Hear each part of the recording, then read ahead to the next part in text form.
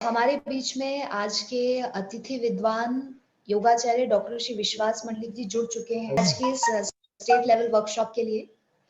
गुरु जी हमारे बीच में आदरणीय श्री किशोर जी शितोड़े उपस्थित हैं, जो कि यूनिवर्सिटी के व्यवस्थापन परिषद सदस्य हैं, राज्यपाल नियुक्त, साथ ही साथ योग एंड स्पोर्ट्स एसोसिएशन के अध्यक्ष हैं और देवगिरी बैंक के भी अध्यक्ष हैं। आपका स्वागत। नमस्कार सर। नमस्कार। हमारे बीच में राजेंद्र वाणी जी भी उपस्थित हैं, जो कि योग एंड स्पोर्ट्स एसोसिएशन के सह सचिव हैं, और साथ ही साथ सर का बहुत सारा सामाजिक कार्य इसके साथ चालू रहता है। सुप्रभात। I welcome to the Honorable Vice Chancellor of Dr. Baba Saheb Ambedkar Marathwada University for this state level online yoga workshop.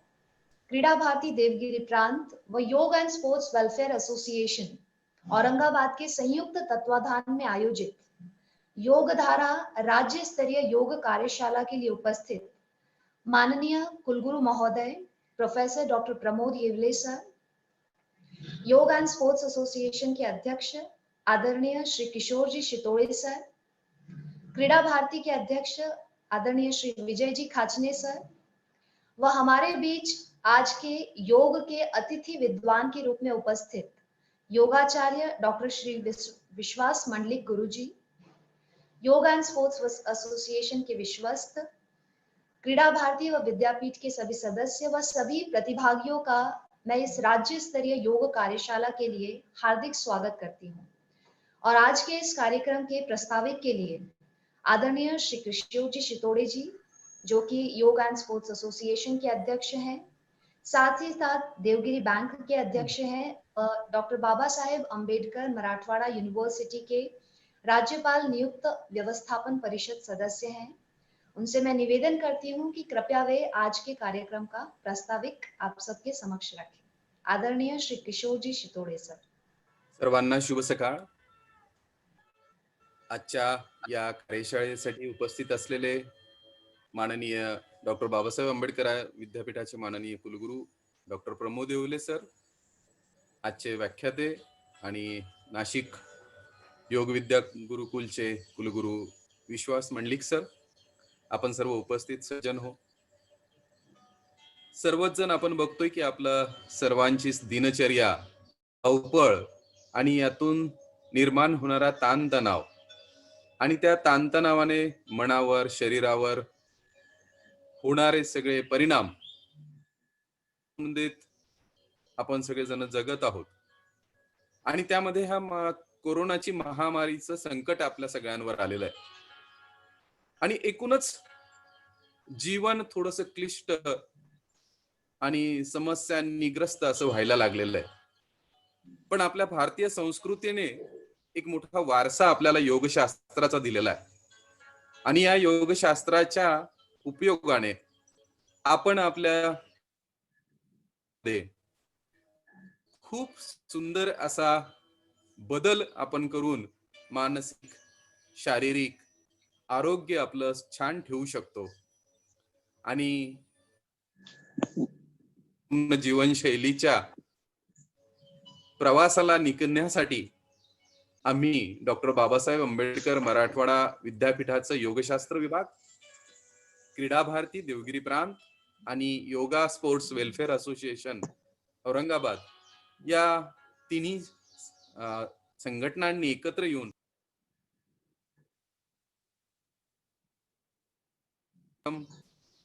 आम्ही आयोजित केलेला आहे। आणि या 5 दिवसांच्या कार्यशाळेमध्ये मंडळी खूप अधिकारी व्यक्तींचे व्याख्यान आपल्याला ऐकायला मिळणार आहेत, प्रात्यक्षिक पाहायला मिळणार आहेत। यामध्ये उद्या 12 जून यामध्ये रोग प्रतिकार शक्तीचा विकास, इम्युनिटी पॉवरच्या संदर्भात आपण जे बोलतोय ती प्राणायामातून कशी वाढवायची या संदर्भात आपल्याला सुशांत सिंग, जे पीएचडी स्कॉलर आहेत योगा थेरपी अँड रिसर्च मधील पॉंडेचेरीच्या बालाजी विद्यापीठातील, त्यांचं सप्रात्यक्षिक व्याख्यान आपल्याला ऐकायला मिळेल। 13 जूनला शारीरिक वजन नियंत्रणासाठी लयबद्ध पॉवर योगा असं बरून कुशवाहा रिदमिक पॉवर योगा शिक्षण समिती इंदोरचे जे प्रमुख आहेत त्यांचं व्याख्यान आपल्याला ऐकायला मिळेल. 14 जूनला विविध आजारांवर योगोपचार, उशी, दोरी आणि विटा असं घेऊन आपण विविध आजारांवर कशी मात करू शकतो, त्यासाठी आपल्याला रुपेश थोपटे सर, येरोड्याच्या डॉक्टर बाबासाहेब आंबेडकर महाविद्यालयाचे क्रीडा शारीरिक शिक्षण विभागाचे संचालक आहेत आणि 20 वर्षांपासून योग थेरपिस्ट आहेत, यांचं व्याख्यान ऐकायला मिळेल. आणि 21 जूनला आंतरराष्ट्रीय योग दिवस जगभरात सगळीकडे जागतिक योग दिवस आपण साजरा करतो. तर 15 जूनला या जागतिक योग दिवसाचा जो प्रोटोकॉल असतो, त्या प्रोटोकॉल स्पोर्ट्स वेलफेअर असोसिएशनच्या सचिव आरती पाल, ज्यांना 32 राष्ट्रीय पुरस्कार आणि 8 आंतरराष्ट्रीय पुरस्कार योगा विषयातले मिळालेले आहेत, तर त्यांचं सप्रात्यक्षिक व्याख्यान होईल. अशा खूप चांगल्या व्यक्तींची ही कार्यशाळा आपल्या सगळ्यांचाच भाग्यामध्ये ही आहे. आपण सगळेच जण योग काही जाणतो, योग करतो, पण हे करत असताना कधी कधी आपला उत्साह कमी व्हायला लागतो आणि एक मोनोटोन असं जीवन सुरू व्हायला लागतं.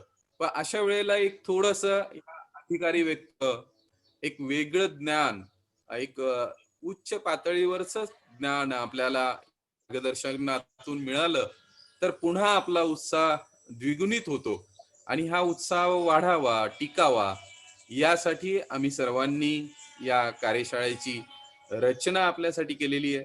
ही कार्यशाळा आपण 5 दिवस सहभागी झालात तर शेवटच्या दिवशी आपल्याला एक फीडबॅक फॉर्म देण्यात येईल. ट्वीट केली की आपल्याला डॉक्टर बाबासाहेब आंबेडकर मराठवाडा विद्यापीठ असोसिएशन यांच्या वतीने एक ई सर्टिफिकेट आपल्याला देण्यात येणार आहे.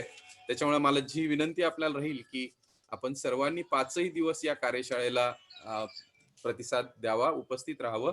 खूप सुंदर असा जवळजवळ 1,500 काल संध्याकाळपर्यंत आणि आज सकाळी मला वाटतं 1800 पर्यंतच्या सदस्यांचं नोंदणी इथे झालेली आहे. आम्ही ती नोंदणी हँडल करू शकलो नाही, त्यामुळे आम्ही सर्वांसाठी हा कार्यशाळा आम्हाला खुली करावी लागलेली आहे. त्याच्यावर संदीप जगताप क्रीडा भारतीचे हे तांत्रिक बाजू सांभाळत आहेत. या सगळ्या आयोजनामध्ये आमचे सगळे विश्वस्त संजयजी केनेकर, राजेंद्र वाणी, चंद्रकांत पांडे, उदयजी कहाळेकर, प्रज्ञा तल्लार madam, advocate Manisha Ghanekar, Sandeepji Jagtap, Subhash Surana, Ganeshji Jahagirdar, Ravindra Deshpande, Vimaltai Talegaonkar, Vijayji खाचने sir, Bhikaji बारसे सर, अशी सगळी मंडळी, या सगळ्या रणजितजी पाटील, हे सगळी हे तांत्रिक विषय आणि ह्या सगळ्या रचना करण्यासाठी धडपड करून आपल्या समोर ही कार्यशाळा आम्ही घेऊन आलेलो आहे. आजच्या या कार्यशाळेला शुभेच्छा देण्यासाठी डॉक्टर बाबासाहेब आंबेडकर मराठवाडा विद्यापीठाचे माननीय कुलगुरू डॉक्टर प्रमोद येवले सर आज आपल्यामध्ये उपस्थित आहेत. मी सरांना विनंती करेल की त्यांनी आजच्या या कार्यशाळेचं उद्घाटन करावं आणि आम्हाला शुभेच्छा द्याव्यात. माननीय कुलगुरू प्रमोद येवले सर. नमस्कार सर्वांना, शुभ सकाळ. आज या ठिकाणी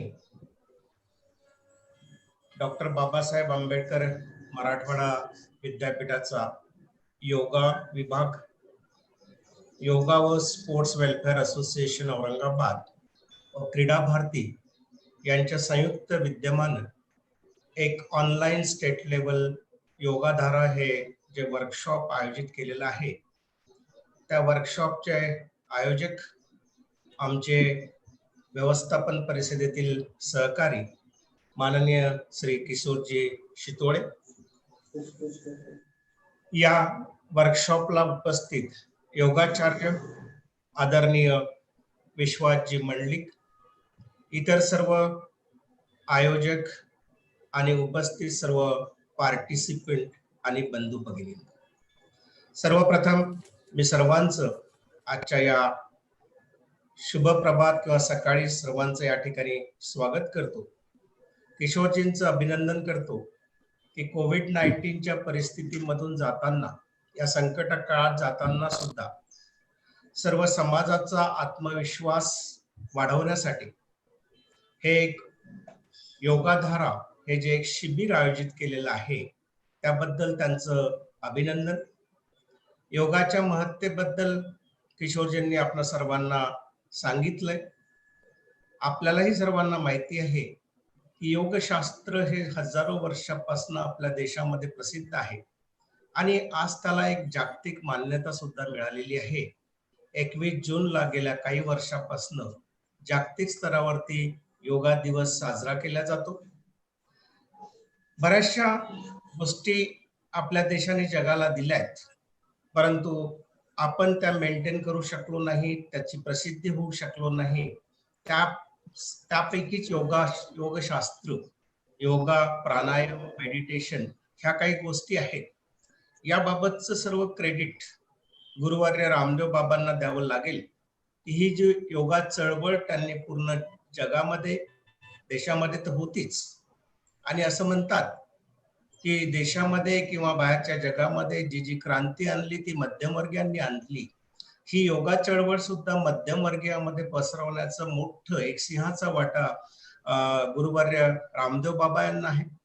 एक औषध निर्माण शास्त्राचा विद्यार्थी म्हणून या प्रसंगी मी आपल्याला सांगू इच्छितो की आरोग्य म्हणजे हे काही फिजिकल हेच नसतं की मनुष्य कसा दिसतो, किती उंची आहे त्याचं वजन किती आहे. या फिजिकल हेल्थ सोबतच मानसिक आरोग्य, ज्याला आम्ही मेंटल हेल्थ म्हणतो, आणि सोशल आरोग्य हे सुद्धा महत्वाचं असतं. फिजिकल आरोग्य कदाचित आपण रोजच्या रोज व्यायाम करून, रनिंग करून, जॉगिंग करून मिळवू शकू, पण मानसिक आरोग्य आणि जे आपण ज्याला सोशल हेल्थ म्हणतो आहे ती मात्र आपण योगशास्त्रामधूनच मिळवू शकतो. कारण माणसाच्या मनावरती खूप सारं अवलंबून असतं. मन जर स्थिर असेल तर आपली पूर्ण बॉडी, सोल हे स्थिर राहू शकतं आणि ज्या आजार आहेत त्याला आपण प्रतिकार करू शकतो. शितोडजींनी ज्या या 5 दिवसामध्ये जे वेगवेगळे टॉपिक सिलेक्ट केले त्यापैकी ओबेसिटी किंवा लठ्ठपणा हा जो एक त्यांनी सांगितलंय की त्याच्यावरती उद्या किंवा परवाला काही लेक्चर आयोजित केलेलं आहे. जे एक वर्ल्ड हेल्थ ऑर्गनायझेशनचं जे एक स्टॅटिस्टिक आहे, आपल्या देशामध्ये ओबेसिटीचं प्रमाण, लठ्ठपणाचं प्रमाण जवळपास 10 ते 40% पॉप्युलेशन मध्ये आहे. अर्थात याच्यामध्ये वयोगृप कुठला आहे, लहान आहे, चाइल्ड आहे, अडल्ट आहे, याच्यावरती ते डिपेंड असतं. पण ओबेसिटी सुद्धा हा जो प्रकार आहे हा आपल्या देशामध्ये मोठ्या प्रमाणात वाढतो आहे आणि याला महत्वाचं कारण म्हणजे आपली लाईफस्टाईल. योगामुळं आपलं जे चिंतन होतं, आपलं जे कॉन्सन्ट्रेशन होतं, त्या सर्व गोष्टी कंट्रोल करू शकतो. या प्रसंगी मी आपला जास्त वेळ घेणार नाही, पण 2 मिनिटांमध्ये मी एक माझा अनुभव सांगतो की मी स्वतः अनेक वर्षापासून प्रशासनामध्ये असल्यामुळे डायबिटीस किंवा ब्लड प्रेशर वगैरे अशा प्रकारच्या रोगांचा मला आहे आणि अनेक वर्षापासून, आणि प्रशासनामध्ये यायचं म्हणजे याला फेस करावंच लागतं. ते कोविड-19च्या आधी, मार्च महिन्याच्या 1 महिना आधी मी असं एक ठरवलं की योगा टीचरला घरी बोलवून योगा करावा. एक 15 दिवस मी कंटिन्युअस केलं आणि त्यानंतर कोविड-19 मुळे मला ते डिस्कंटिन्यू करावं लागलं. मात्र या पिरियडमध्ये मी कंटिन्युअसली ते करतोय आणि मित्रांनो, मी तुम्हाला सांगतोय की जे व्हेरिकोज व्हेन मुळे मी सफर होत होतो, जो मला ऑफिसमध्ये रोज टॉकिंग घेऊन लावून जावं लागायचं, कारण आमचं सिटिंग 6 ते 7-8 असतं. गेल्या 3 महिन्यामध्ये योगाचाच तो एक इफेक्ट असावा की मी त्याला आता अगदी म्हणजे न स्टॉकिंग यूज करता मला काही पेन होत नाही. अशा प्रकारचे अनेक अनुभव अनेक लोकांना आहेत आणि आपण सुद्धा, कारण दिवसभर आयुष्य हे तांत्रिक झालेलं आहे, ज्याला आपण मॅड रेस म्हणतो. मनुष्य सतत पळत असतो, कशासाठी पळतो हे सुद्धा त्याला कळत नाही करत. कारण कदाचित या 3 महिन्यामध्ये जो लॉकडाऊन झाला आहे त्याच्यामध्ये जर आपण सेल्फ अनालिसिस केलं तर त्याची बऱ्याच गोष्टींची उत्तर आपल्याला मिळतील. आणि या कोविड-19 लोकांना खूप सारं शिकवलं. माणसाला माणुसकी जपण्याचं सुद्धा त्यांनी सांगितलं. त्याचा कितपत आपण फायदा घेतो. त्यामुळे मी नेहमी सांगतोय की कोविड-19 हे काही क्रायसिस नाही आहे, ते संकट नाही आहे. अर्थात ते यायला नको, पण ते एक चांगलं, आपल्याला एक चांगला त्याच्यामध्ये स्कोप आहे. ते आव्हान आपण स्वीकारलं पाहिजे आणि ते आव्हान स्वीकारलंय. किशोरजींनी जो एक मंत्र आहे की आता कोविड शिवाय पर्याय नाही, कोविड सोबत आपण जगलं पाहिजे, योगा सुद्धा कोविड सोबत झाला पाहिजे, अशा प्रकारचं एक आयोजन तुम्ही केलं. मी तुम्हा सर्वांचं अभिनंदन करतो. आणि हा योग काही भाषण देण्याचा नाही आहे आणि तुम्ही भाषण देण्याचं ऐकण्यासाठी आलाही नाही आहे. त्यामुळं माझ्या या कार्यशाळेत शुभेच्छा देतो आणि कार्यशाळेचं उद्घाटन झालं असं जाहीर करतो. धन्यवाद. तर खूप खूप धन्यवाद. बहुत पण सरांची तब्येत ठीक नसतानाही सर आज आपल्यामध्ये उपस्थित आहेत आणि त्यांनी आपलं मनोगत व्यक्त केलं. शुभेच्छांच्या आधाराने ही कार्यशाळा आज छान यशस्वी करू. आज मी उल्लेख मुद्दाम शेवटी करणार होतो म्हणून आजचं जे सत्र आहे ते डॉक्टर विश्वास मंडलिकांचं मला आठवते की मी शालेय जीवनात असताना म्हणजे त्यावेळेस आपला योगा हा काही सर्वसाधारण सर्वांसाठी नव्हता किंवा इतकी सगळ्यांना माहिती नव्हतं. त्या काळात योगाचार्य डॉक्टर विश्वास मंडलिक सरांचं पुस्तक आणि त्याच्यातले फोटो बघून योगासनं करण्याचा प्रयत्न त्यावेळेला करायचो. आज ती आठवण माझी जागी होते. आणि आज विश्वास मंडलिक सर ज्यांचं वय 76 आहे आणि त्यांच्याकडे जर बघितलं तर खरोखर आपल्याला अंतर्मुख होऊन आपल्या या आरोग्याची रचना पुन्हा आपल्याला लावण्याचा प्रयत्न करण्याची गरज हे लक्षात येतं. विनंती करतो त्यांनी कार्यक्रम पुढे न्यावा. Before the sessions is started by sir के सेशन स्टार्ट करने से पहले मैं सर का थोड़ा सा परिचय देना चाहती हूँ. आदरणीय योगाचार्य डॉक्टर श्री विश्वास मंडलिक गुरुजी सर को आदरणीय पीएम नेशनल योग अवार्ड के द्वारा सम्मानित किया गया है. सर योग विद्या धाम के माननीय कुलगुरु हैं और योग विद्या धाम वर्तमान में 216 जगह पर 216 मुझे कहना चाहिए कि देश भर और विदेश भर के 216 जगह पर योग विद्या धाम कार्यरत है, जिसमें भारत देश के अलावा सिंगापुर, थाईलैंड, इंडोनेशिया, ऑस्ट्रेलिया और ऐसी बहुत सारे देश हैं जहां पर योग विद्या धाम के माध्यम से सर की टीचिंग सब तक पहुंच रही है. और साथ ही साथ सर इंडियन योग एसोसिएशन जो कि आयुष मिनिस्ट्री के साथ एसोसिएटेड योग का वेंचर है, उस इंडियन योग एसोसिएशन के सर महाराष्ट्र चैप्टर के प्रेसिडेंट हैं. और हम सबका सौभाग्य है कि आज हम सबको सर का समय इस योग सत्र के लिए उपलब्ध हुआ. और ये वास्तव में मुझे लगता है कि इस योग बिंदु अभ्यासक्रम के द्वारा हम सभी आगे लाभान्वित होने वाले हैं. तो अब मैं ज्यादा समय न लेते हुए आदरणीय श्री डॉक्टर श्री विश्वास मंडलिक जी गुरुजी से निवेदन करूंगी कि कृपया वे सेशन सत्र का प्रारंभ करें. हरिओम. हरिओम गुरुजी. सम्माननीय कुलगुरु, अन्य अधिकारीगण और मेरे सामने सब बैठे हुए योग साधक, योग देशी, आप सब लोग का बहुत बहुत स्वागत. गुरु जी ने अभी बताया योग एक जीवन पद्धति है. केवल 1 घंटा भर आसन प्राणायाम करने से तो कुछ होता नहीं. ये पूरे जीवन में हम योग का अनुभव कर सकते हैं, उसका परिणाम हो सकता है. योग का मूल उद्देश्य तो आत्मा का परमात्मा होना है. लेकिन हमारे परिभाषा में हम कह सकते हैं योग is a process of total personality development. शारीरिक स्तर पे विकास होता है, मानसिक स्तर पे विकास होता है, बौद्धिक स्तर पे विकास होता है, भावनिक स्तर पे विकास होता है और आध्यात्मिक स्तर पे भी विकास होता है. योग शास्त्र तो बहुत व्यापक है, हमें तो अभी 1 घंटे में कुछ ना कुछ सीखना है. लेकिन इस शास्त्र की शुरुआत जैसे सब लोग जानते हैं योगासन प्राणायाम से होती है. लेकिन योगासन में भी आपने बहुत देखे होंगे कि बहुत कठिन कठिन आसन भी होते हैं जो शुरू में कोई कर नहीं पाते. फिर भी कुछ हम शुरुआत तो कर सकते हैं.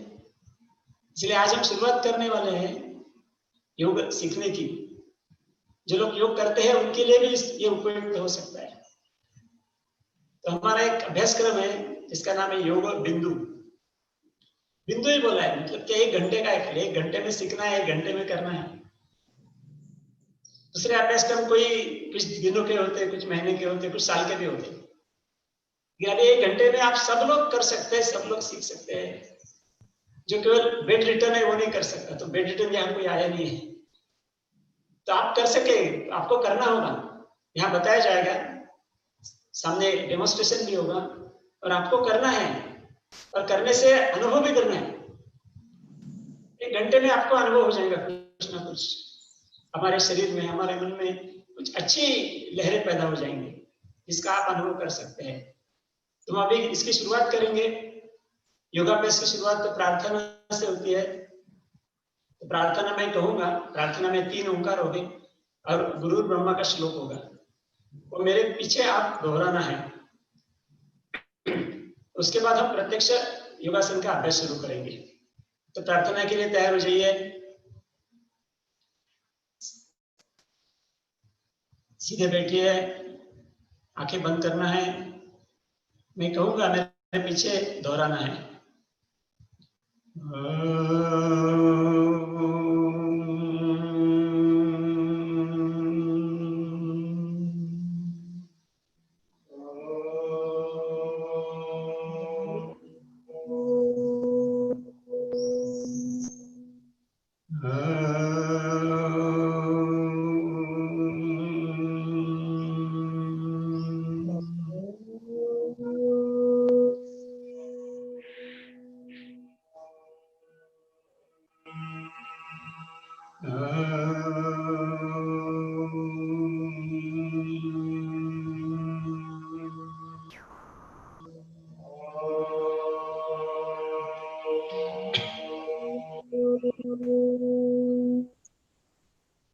गुरुर्ब्रह्मा गुरुर्विष्णु गुरुर्ब्रह्मा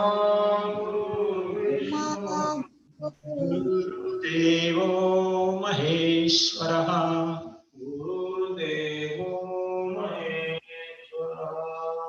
गुरु साक्षात् परब्रह्म साक्षात् परब्रह्म तस्मै श्री गुरवे नमः। तस्मै श्री गुरवे नमः। गुरवे नमः। गुरवे नमः। गुरवे नमः। गुरवे नमः।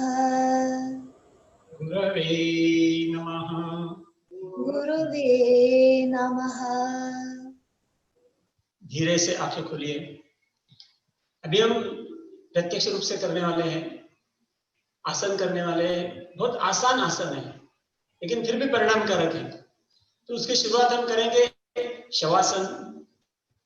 सब आसन में से भी सबसे आसन जो है वो शवासन है। खाली लेट के रहना है, मैं बताता हूँ और आपको भी करना है। तो यहाँ बताया भी जाएगा, फिर बताने के बाद आपको मैं करने के लिए सूचना भी दूंगा कि आपको करना भी है। तो तैयार हो जाइए। हमारे एक शिक्षक है, वो आपको बताएंगे।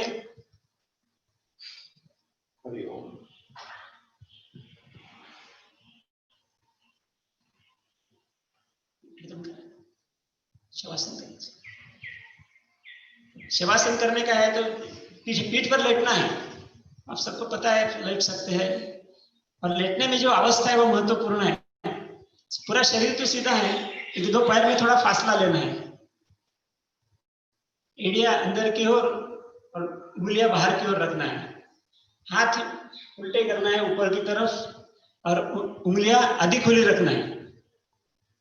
और गर्दन चाहे जैसा रख सकते हैं आप, सीधा रख सकते हैं, किसी भी प्रकार आप रख सकते हैं। आंखें बंद करना है और शरीर पूरा ढीला छोड़ना है। तो आप भी कर सकते हैं। अभी देखा है आपने, एकदम आसान है, इसमें गलती होने की कुछ संभावना है ही नहीं है। और इस अवस्था में आपको पूरा शरीर ढीला छोड़ना है। आंखें बंद है, आपको कुछ दिखाई नहीं पड़ रहा है, लेकिन सुन तो रहे। समझिए, अपना दाहिना हाथ ढीला कर दीजिए। मन के इशारा करना है, शरीर तो कुछ नहीं करना, शरीर में हिलना भी नहीं है। शरीर की दाहिनी बाजू है वो ढीली करना है, दाहिने पैर को ढीला करना है। अभी बायां हाथ ढीला कर दीजिए, शरीर की बाईं बाजू ढीली कर दीजिए, बायां पैर ढीला कर दीजिए, गर्दन ढीली कर दीजिए। तो पूरा शरीर ढीला छोड़ना है। आप महसूस करेंगे कि बहुत अच्छा लग रहा है, कि ऐसा सोते तो रोज है लेकिन इतना शिथिलीकरण होता नहीं है। ये शिथिलीकरण मन के सहारे करना है, ये बहुत महत्वपूर्ण बात है। और शिथिलीकरण ये सब आसन का आत्मा है, ऐसे हम बोल सकते हैं। जब शरीर शिथिल हो जाता है, सांस एकदम धीरे धीमी धीमी चलती है, वो भी आप अनुभव करेंगे। आपके सांस की तरफ ध्यान दीजिए, क्योंकि शरीर ढीला हो गए हैं तो सांस एकदम धीमी धीमी गति से चल रही है, जस्ट ऑब्जर्व करना है। अभी इस प्रकार आप 1 मिनट 2 मिनट 3 मिनट, कभी कोई ज्यादा भी कर सकते हैं। अभी आज तो हम ज्यादा नहीं करेंगे। तो अभी शवासन छोड़ने का है। गर्दन सीधी कीजिए, दोनों हाथ कमर से जोड़ दीजिए, पैर को जोड़ दीजिए और उठ के बैठिए धीरे से। अभी हम आसन की शुरुआत करेंगे तो शुरुआत वज्रासन से करेंगे। आपको दिखाया भी जा रहा है, आप कर भी सकते हैं, देखने के बाद भी कर सकते हैं।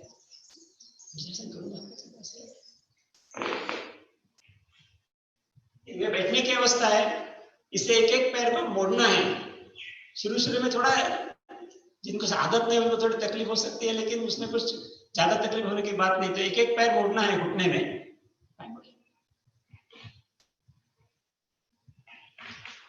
और दोनों पैर मोड़ते हुए उसमें बैठना है। पीछे की एड़ियां फैली हुई है तो उसके बीच में बैठना है और हाथ दोनों घुटने के ऊपर रखने हैं, पीठ सीधी रखनी है। तो ये वज्रासन कहलाता है। ये एक आसन ऐसा है कि जो खाना खाने के बाद भी कर सकते हैं। बाकी आसन खाना खाने के बाद करना नहीं है, खाना खाने के बाद 3-4 घंटे के बाद करना है। लेकिन ये आसन खाना खाने के बाद बैठ सकते हैं, जिससे हमारा पाचन ठीक से हो सकता है। तो ये वज्रासन है। आपने देखा है, आप कर भी सकते हैं, मैं आपको देख नहीं सकता, लेकिन आप कर सकते हैं। अभी इसके वज्रासन से हमारी आसन की एक चेन है वो शुरू हो जाएगी। वो बहुत अच्छी है, विशेष करके पीठ के लिए अच्छी है। क्योंकि आजकल हम देखते हैं कि पीठ का दर्द बहुत बढ़ गया है कि हम दिन भर आगे झुक के ही काम करते हैं, कभी कभी पीछे नहीं झुकते, हम कभी हमेशा आगे झुकते हैं। तो इससे रीढ़ की हड्डी में कुछ तकलीफ हो सकती है, होती भी है। Cervical spondylitis, lumbar spondylitis, slip disc, sciatica, ये सब बीमारियां हो सकती है।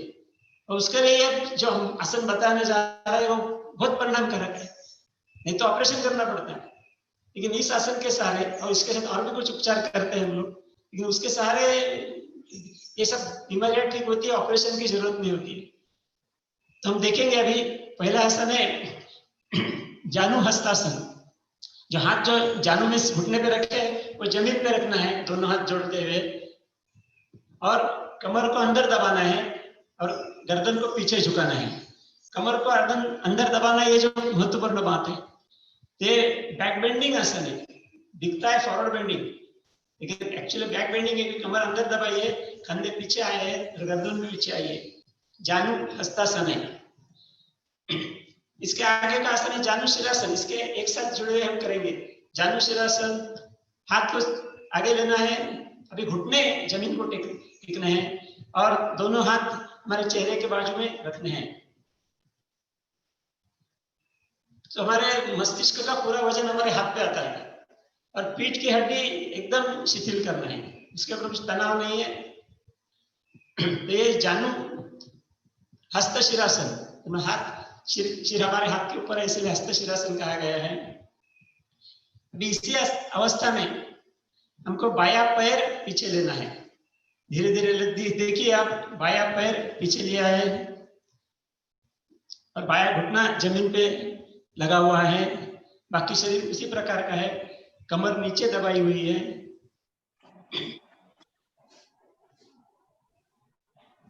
इसके आगे होगा है सहज हस्त भुजंगासन। वो दाहिना पैर भी पीछे लेना है धीरे से।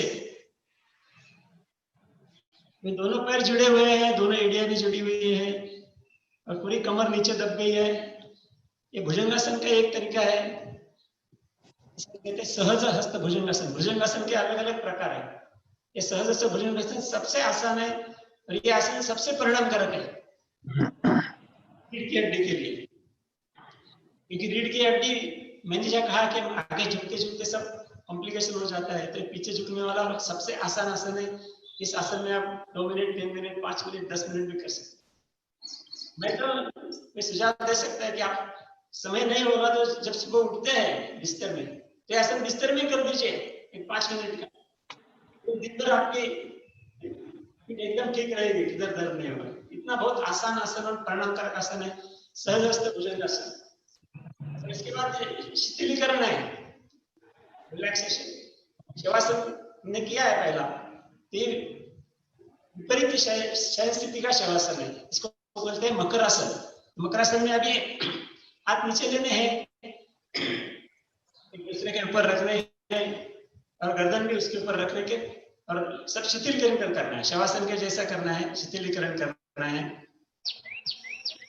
इसी अवस्था में भी हम कुछ समय तक रह सकते हैं। तो पेट के बल पर लेटे हुए अवस्था में ये शवासन है, इसे मकरासन कहा जाता है। मकरासन से मकरासन तक आसन का अभ्यास किया है, तभी मकरासन से वज्रासन तक जाना है, उल्टे क्रम से जाना है।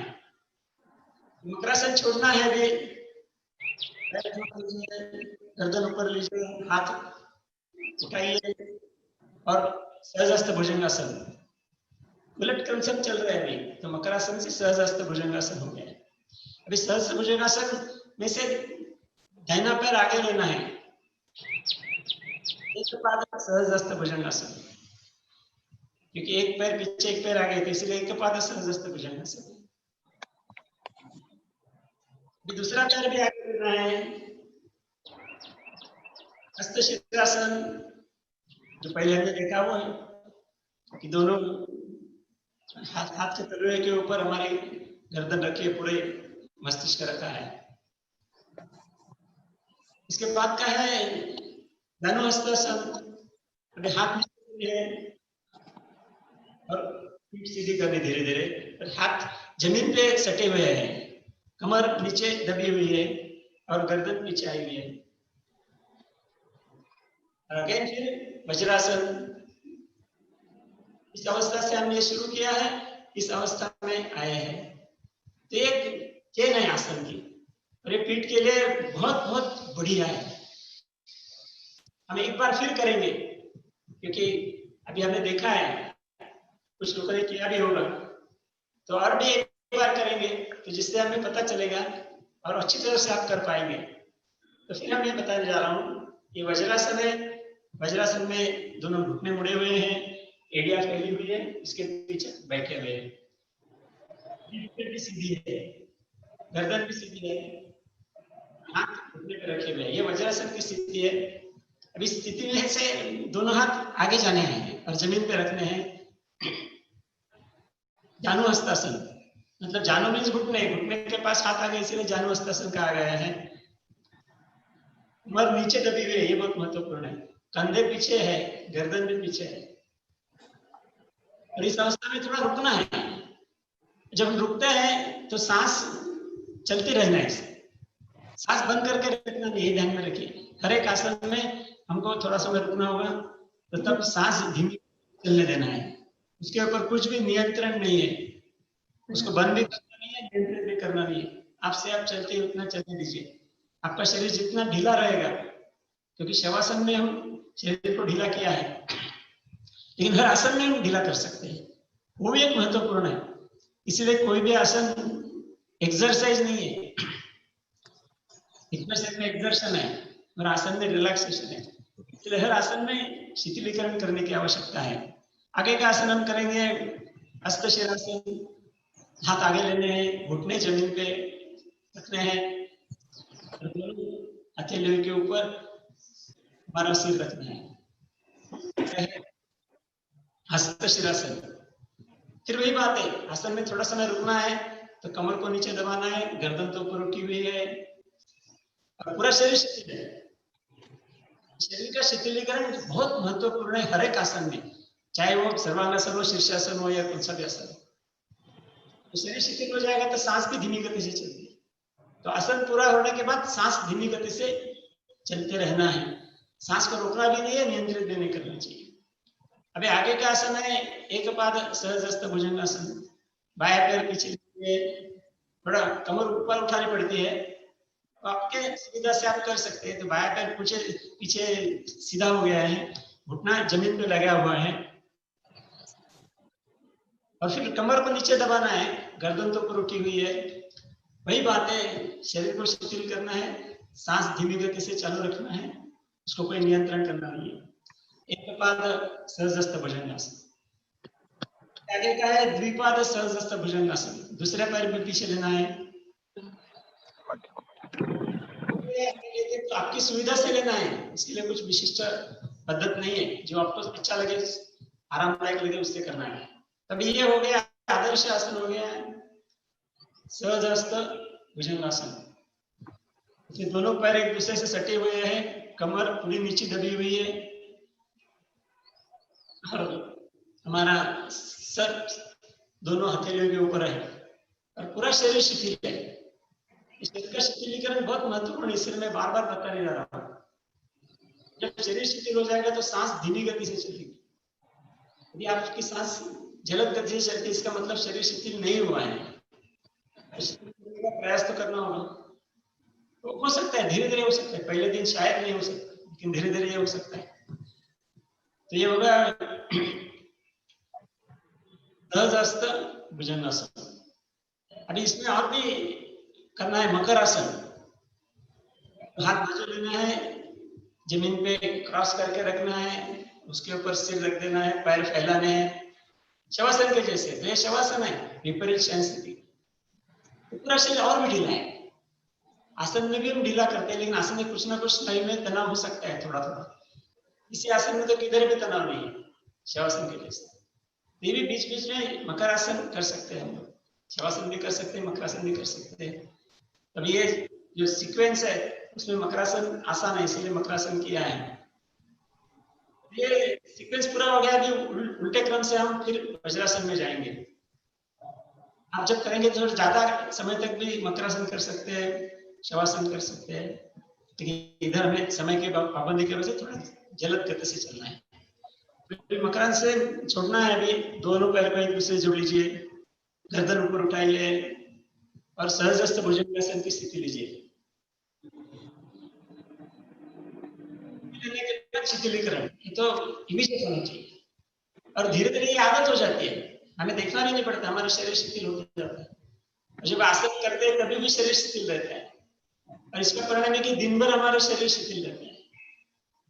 जो हमारी शक्ति खर्च होती है अन्य से जिसकी जरूरत नहीं होती, वो तो शिथिल हो ही जाती है। तो आसन में जो शिथिलीकरण का तंत्र हम अवगत करते हैं, उसका परिणाम तो हम दिन भर अनुभव कर सकते हैं। अभी इस आसन से दूसरे आसन में जाना है, एकपाद सहजहस्त भुजंगासन। दाहिना पैर आगे लेना है, आगे आप हाथ पैर हिला सकते हैं, जो आपको अच्छा लगे ऐसा कर सकते हैं, सुविधाजनक रूप से कर सकते हैं। एकपाद सहजहस्त भुजंगासन हो गया। फिर भी शरीर शिथिल है, सांस धीमी गति से चल रही है, इसीलिए थोड़ा समय तक हम अनुभव कर सकते हैं। और आंख हमेशा बंद रखनी है। अभी आपको देखना है तो देख सकते हैं, लेकिन जब आप खुद करेंगे तो आंख बंद रखनी है और मन में दूसरे के विचार नहीं चाहिए, तो मन हमारा शरीर की तरफ होना चाहिए, शरीर की तरफ मन होना चाहिए और मन के सहारे शरीर का हर एक स्नायु हम शिथिल कर सकते हैं। तो यही कृति हर आसन में करना है। अभी हम आगे का आसन करेंगे, बायां पैर भी आगे लिया जाएगा, हस्त शिरासन। शरीर पूरा शिथिल, श्वसन संत, मन शांत और मन शरीर के तरफ, शरीर के अंदर होना चाहिए। किधर देखना है, किधर किधर तनाव है वो कम करना है। मन के सहारे हम कर सकते हैं, आप अनुभव करें। आगे का आसन है, पीठ सीधी कर दीजिए, हाथ जमीन पे रखना है, हाथ भी सीधा करना है, जानुहस्तासन। कमर अंदर दबानी है, कंधे पीछे लेने हैं, गर्दन पीछे लेनी है, शरीर ढीला, सांस धीमी गति से और मन शांत शरीर की तरफ। और फिर वज्रासन में आइए। वज्रासन, दोनों हाथ घुटने पे रखना है, पीठ सीधी रखनी है, सामने देखना है और फिर शरीर शिथिल करना है। अब ये एक क्रम से हमने आसन किए हैं, वज्रासन से मकरासन तक और मकरासन से वज्रासन तक। तो इसके बीच फिर भी थोड़ा शवासन करने की आवश्यकता है, और आप पहले दिन कर रहे तो आवश्यकता है ही उसके लिए। तभी शवासन करना है, पहले बताया भी है, भी हमारे यहाँ शिक्षक भी शवासन करेंगे, हाथ बाजू में, एक एक पैर सीधा करना है, जिस प्रकार आपको सुविधा लगे उस प्रकार करना है। पीठ पे लेटना है, धीरे संभाल कर लेटना है, पूरा लेट जाना है, शवासन करना है, 2 पैर फैला देने हैं, हाथ के ऊपर की तरफ उंगलियां हाथ खोली, गर्दन जैसी सुविधा लगे कोई ऐसे रखना है। अभी शवासन में हमें यह सीखना है कि शरीर शिथिल कैसे करना है और उसका इस्तेमाल आसन में करना है कि हर आसन में शवासन करना है। हम तो यही कहते हैं कि हर आसन में आप शवासन कीजिए तो आपका आसन अच्छा होगा। तो आसन की स्थिति तो लेनी है जो कुछ है, शरीर की स्थिति शवासन की नहीं है, शरीर की स्थिति आसन की है, लेकिन प्रत्यक्ष अनुभूति शवासन की होनी चाहिए हर एक आसन में, चाहे कितना भी कठिन हो, कितना भी आसान हो। इसलिए आसन की एक वैशिष्ट्यता है कि हलचल भी धीमी गति से करना है। जलद गति से हो गया तो एक्सरसाइज हो जाएगा, तो हमें एक्सरसाइज नहीं करना है, आसन करना है, धीमी गति से करना है। आसन करने के बाद उसको स्थिर रखना है। आज देखा हमने 15 सेकंड 30 सेकंड थोड़ा थोड़ा स्थिर रखा था, जब ज्यादा समय नहीं सही, लेकिन हमेशा बढ़ाते जाना है नृत्य का कालावधि, और शरीर शिथिल करना है, सांस धीमी चलनी चाहिए और मन पूरा शरीर की तरफ होना चाहिए। शवासन भी होना चाहिए, दूसरे आसन भी होना चाहिए। शवासन छोड़ते बैठ जाइए अभी बैठक स्थिति में, धीरे से गर्दन सीधी, हाथ नजदीक शरीर के, पैर जुड़े हुए, और बैठक स्थिति में आ जाइए, बैठ जाइए।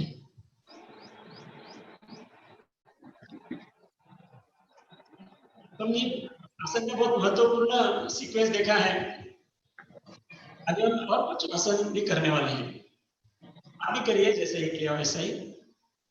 जो आसन करना है उसका नाम है पवन मुक्त आसन। मैंने एकदम सीधे सीधे और आसान आसन चुने आज के लिए, कोई भी कर सकता है। ये पवन मुक्त आसन का नाम ही बताया, पवन का मतलब है वायु मुक्त है, तो वायु मुक्त हो जाता है, तो भाई शरीर में जो वायु है वो मुक्त हो जाता है, इसको पवन मुक्त आसन कहा गया है। ये पाचन संस्था पे बहुत अच्छा परिणाम करने वाला आसन है। भी महसूस करेंगे करते समय भी आपके कुछ ना कुछ महसूस हो सकता है इसमें। तो हम पवन मुक्त आसन अभी देखेंगे, वो पीठ के ऊपर लेट के वो आसन करना है। हमारे शिक्षक अभी पीठ के ऊपर लेट जाएंगे, आप भी पीठ के ऊपर लेट जाइए। ये पहले देखिए, बाद में करिए, पता नहीं कर सकते, पता नहीं, पहले देखिए, फिर हम करने को बोलूंगा तब करिए भी। अभी ये शयन स्थिति की अवस्था है, दोनों पैर जुड़े हुए, हाथ शरीर के नजदीक है, गर्दन सीधी है, शवासन नहीं है। अभी दाहिना पैर उठाना है, धीरे धीरे उठाइए, घुटने में मोड़ दिया तो भी चलेगा, और पेट के ऊपर दबाना है, घुटने में मोड़ना है, दोनों हाथ से पकड़ना है उसको, और दोनों हाथ से पैर को पेट के ऊपर दबाना है। आप जितना कर सकते हैं उतना करना है, इतना नहीं हो सकता तो धीरे से ऐसा भी रख सकते हैं आप, जितना आप कर सकते हैं उतना करना है। आदर्श स्थिति से पेट को दबाने का है। तो आसन पूरा हो गया, एक के बाद पवन मुक्त आसन, लेकिन शरीर ढीला छोड़ना है, सांस धीमी गति से चालू रखनी है, और मन शरीर की तरफ करना चाहिए। यह आसन की विशेषता है, ध्यान में रखिए, ये बहुत महत्वपूर्ण है। आसन की अवस्था चाहे आदर्श हो या न हो, आपके हर एक व्यक्ति के अनुसार यह अवस्था आदर्श हो सकती है, न हो सकती है, उसमें ज्यादा महत्व नहीं है, लेकिन शरीर का शिथिलीकरण महत्वपूर्ण है, और मन को शरीर से जोड़ना महत्वपूर्ण है। अभी ये हो गया दाहिने पैर से एक पाद पवन मुक्त आसन। अभी बाया पैर भी उठाना है, उसको जोड़ देना है, तो दोनों पैर से हो जाएगा। जो बाया पैर भी उठाया है, दोनों पैर पेट के ऊपर दबाए और दोनों पैर को पकड़ा है दोनों हाथों से, ये तो पवन मुक्त आसन, द्विपाद पवन मुक्त आसन हो गया। इसमें हम गर्दन भी उठा सकते हैं, जो लोग उठा सकते हैं वो, और घुटने को जोड़ने की प्रयास करना है, दोनों घुटने को गर्दन या ठुड्डी जोड़ने का प्रयास करना है, उसी स्थिति में स्थिर रहना है। देखो स्थिरता है, पहले धीमी गति से हलचल है, बाद में स्थिरता है, बाद में शिथिलीकरण है, जिसका परिणाम श्वसन पे अनुभव कर सकते हैं कि सांस धीमी गति से चलती है, और मन शरीर की तरफ जुड़ा हुआ है, और मन के सहारे शरीर को शिथिल करना है। आसन की अवस्था और त्रुटि ध्यान में रखनी, केवल शरीर की स्थिति ध्यान में नहीं रखनी। एक पवन मुक्त आसन हो गया। अभी छोड़ना है तो उल्टे कान से छोड़ेंगे, पैर सीधे करना है। अभी गर्दन नीचे आराम से, जमीन पे लगाना है, दाहिना पैर सीधा करना है, बाया ऐसे ही रखना है। एक के बाद पवन मुक्तासन हो गया ये। थोड़े समय तक रुकना है, शरीर को शिथिल करना है, सांस की तरफ ध्यान देना है और मन शरीर की तरफ जोड़ना है। दूसरा पैर भी सीधा कर दीजिए, हाथ को निकाल दीजिए, जमीन पर रख दीजिए, शरीर के नजदीक, पैर सीधा कर दीजिए, शयन स्थिति अवस्था। इसमें शवासन, पैर को फैला दीजिए, उंगलियां ऊपर कर दीजिए, गर्दन को मोड़ दीजिए, तो शवासन हो गया। अभी ये भी इस क्रम से है, शयन स्थिति से हमने शयन स्थिति तक किया है। पहले दाहिने पैर मोड़ा था, फिर बाया पैर मोड़ दिया, फिर बाया पैर छोड़ दिया, दाहिना पैर छोड़ दिया, बाया पैर छोड़ दिया, एकदम से ये आसन करना है। तो फिर एक बार करेंगे, जिन्होंने केवल देखा है वो अभी कर सकते हैं, कुछ कठिन बात तो नहीं है। फिर गर्दन सीधी, दोनों हाथ जुड़े हुए, दोनों पैर जुड़े हुए, इसमें हमने पवन मुक्तासन करना है। एक पाद पवन मुक्तासन, दाहिने पैर से शुरुआत करनी है। दाहिना पैर मोड़ दीजिए, ऊपर उठाइए, घुटने में मोड़िए, हाथ से पकड़िए और गर्दन ऊपर उठाइए धीरे धीरे। एक पाद पवन मुक्तासन, शरीर स्थिर रखिए, स्थिर कीजिए, मन शांत रखिए शरीर की तरफ। गर्दन नीचे लीजिए और बाया पैर उठाइए आगे, पूर्ण पवन मुक्तासन, द्विपाद पवन मुक्तासन। हाथ से पकड़िए घुटने और दबाइए पेट के ऊपर, जितना दबा सकते हो उतना, कोई तकलीफ नहीं होना चाहिए। आसन का वर्णन किया है स्थिर सुखम आसनम, जो सुख कारक है वही आसन होता है। तो सुख कारक के लिए आप ज्यादा दबाना नहीं है, लेकिन दबाना तो है। थोड़ा पेट भी कम हो सकता है इस आसन से, पेट के ऊपर जो फैट है वो सब कम हो सकती है। और गर्दन ऊपर उठाना है, आसन पूर्ण करना है। एक पूर्ण पवन मुक्तासन है, द्विपाद पवन मुक्तासन है। आसन पूरा हो गया है, शिथिलीकरण चल रहा है मन के सारे, सांस एकदम धीमी चल रही है। आप ध्यान में दें हमेशा, जब सांस की गति बढ़ती है ना, इसका मतलब है तनाव बढ़ गया हमारे शरीर में। शुरू में शायद बढ़ेगी, जिनको कुछ श्राव नहीं है उनके लिए श्वसन गति बढ़ सकती है, लेकिन जब आप शिथिलीकरण करते रहेंगे रोज रोज रोज, तो धीमे धीमे श्वसन की गति कम होती जाएगी और वो नॉर्मल से कम होती है। हमारी नॉर्मल श्वसन गति होती है 18 एक मिनट में, लेकिन आप आसन ठीक ढंग से करेंगे तो आसन करने से और आसन में और आसन के बाद भी श्वसन गति 16, 14, 12, 10 तक भी आ सकती है। जितना आप अच्छी तरह से आसन करेंगे उतनी श्वसन गति नॉर्मल से भी कम हो जाएगी। अरे आसन छोड़ना है, गर्दन नीचे कीजिए धीरे से और दाहिना पैर सीधा कर दीजिए। बाया पैर पेट के ऊपर ही है, दाहिना पैर सीधा किया है, एक पाद पवन मुक्तासन। दूसरा पैर भी सीधा करना है, शयन स्थिति में आना है। देखो हलचल एकदम धीमी गति से चल रही है, ये भी महत्वपूर्ण है। झटके में नहीं कर रहे और जलद भी नहीं कर रहे। ये झटके में करना है, जलद करना है, ये योग शास्त्र नहीं है, वो सब एक्सरसाइज है। अभी शवासन करना है, पैर फैला दीजिए, उंगलियां ऊपर की तरफ, गर्दन झुकी हुई है और पूरा शरीर और भी शिथिल करना है।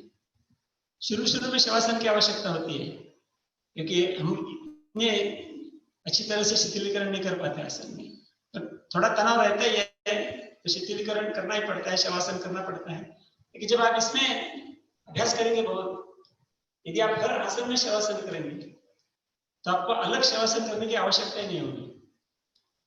जो इसमें अनुभवी हमारे विद्यार्थी है उनके लिए तो शवासन की आवश्यकता ही होती नहीं, क्योंकि हर आसन में शवासन करते हैं, फिर अलग शवासन की आवश्यकता नहीं होती। तभी थोड़ा शवासन भी हुआ है, तो इस आगे का भी आसन देखेंगे। इसके लिए बैठक स्थिति में आना होगा, तो शवासन छोड़ना है, गर्दन सीधी कर दीजिए, दोनों हाथ शरीर के नजदीक, पैर जुड़े हुए और बैठक स्थिति में आइए धीरे से, जैसे आपको सुविधाजनक लगे ऐसा करना है। अभी हमने देखा है कि आगे पीछे झुकने के आसन किए हमने, खास करके पीछे झुकने की ज्यादा की है, लेकिन पवन मुक्तासन में थोड़ा आगे झुकने की अवस्था थी, तो अभी ट्विस्टिंग देखना है, मुड़ना है, तो उसका आसन ऐसे एकदम आसान आसन है वक्रासन। हमारी रीढ़ की हड्डी को हम ट्विस्ट करते हैं। तो हम दिखाते पहले बाएं पैर से करेंगे, बायां पैर घुटने में मोड़ते हुए शरीर के नजदीक लाना है। ये देखिए बायां पैर नजदीक आ गया है। अभी बायां हाथ दाहिने हाथ के सामने रखना है, रीढ़ हड्डी को घुमाना है और उंगलियां एक दूसरे की तरफ रखना है। तो ये सब आसान स्थिति बताइए और मुड़ना है दाहिने बाजू में, जितना मुड़ सके उतना मुड़ो।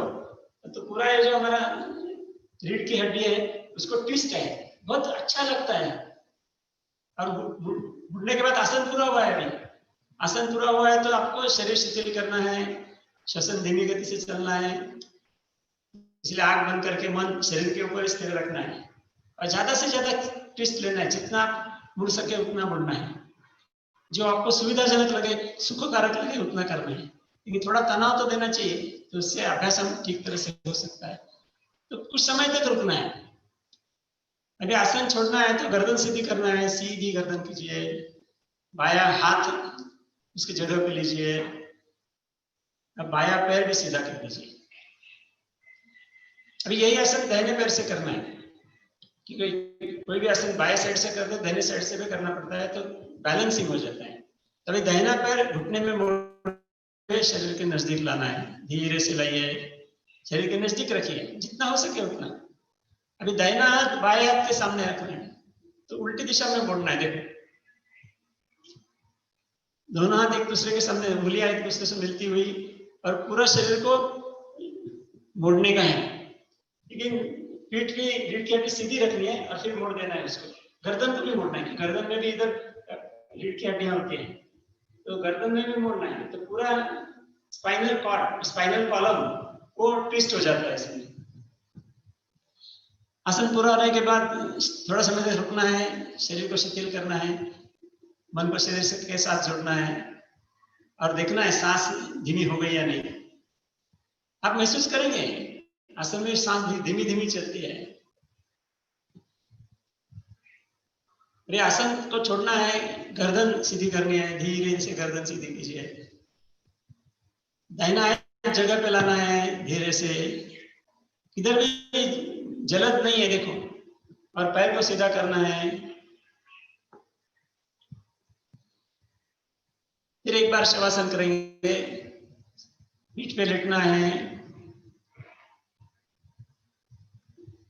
पैर को फैला दीजिए, हाथ की उंगलियां ऊपर, गर्दन को मोड़ देना है, शवासन कर दीजिए। अभी आप सब लोग, मैंने समझा है कि नए हैं, ज्यादा अभ्यास किया नहीं है, इसीलिए मैं शवासन हर एक आसन के बाद देता हूँ। असल में हर एक आसन की बात आवश्यकता नहीं है, ज्यादा अभ्यास करने से शवासन की आवश्यकता ही होती है। हर एक आसन में हम शवासन करेंगे तो अलग ढंग का शवासन करने की आवश्यकता नहीं होती है।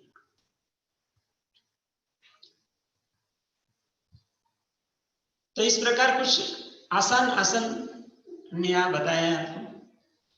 पहला एक सीक्वेंस बताया है वज्रासन से लेके फिर मकरासन और मकरासन से वज्रासन तक। फिर हमने पवन मुक्तासन का अभ्यास किया है और भी वक्रासन का भी अभ्यास किया है। इस प्रकार अलग अलग आसन बहुत प्रकार के होते हैं, बहुत कठिन भी होते हैं। आपने क्या प्रत्यक्ष देखा होगा और कुछ साधकों ने इसका अभ्यास भी किया होगा। तो आसन अनंत है, इसको कितना मर्यादित नहीं कर सकते, इतने आसन है, क्योंकि आसन एक स्थिति है। आसन का अर्थ क्या है? स्थिति है। तो स्थिति कौन सी भी हो सकती है। इसीलिए पतंजलि ने, जो योग के आद्य गुरु है, योग के प्रणेता है, उन्होंने कहा है कि स्थिर सुखम आसन, जो स्थिति स्थिर और सुखकारक है वो आसन हो सकती है। मतलब आप कुर्सी में बैठे हैं, अभी कुर्सी में बैठ के काम करते हैं दिन भर, तो सुखकारक होना चाहिए।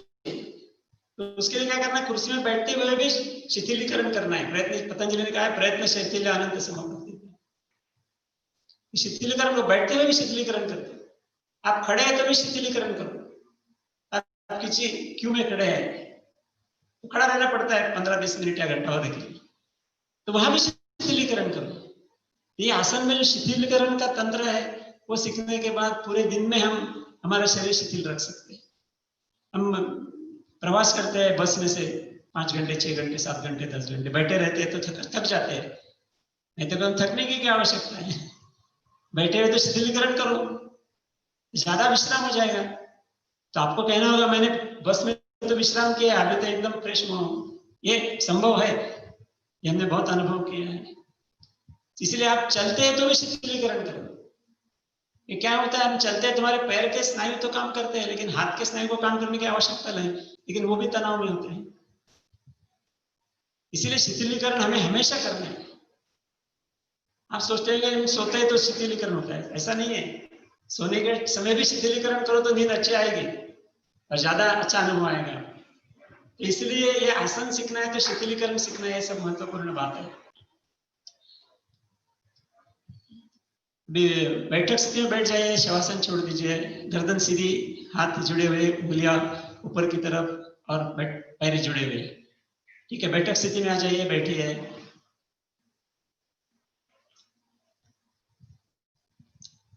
अभी हम थोड़ा प्राणायाम की तरफ मुड़ेंगे, तो उसके लिए उसके बारे में जरा कुछ मैं थोड़ा बताना चाहता हूं।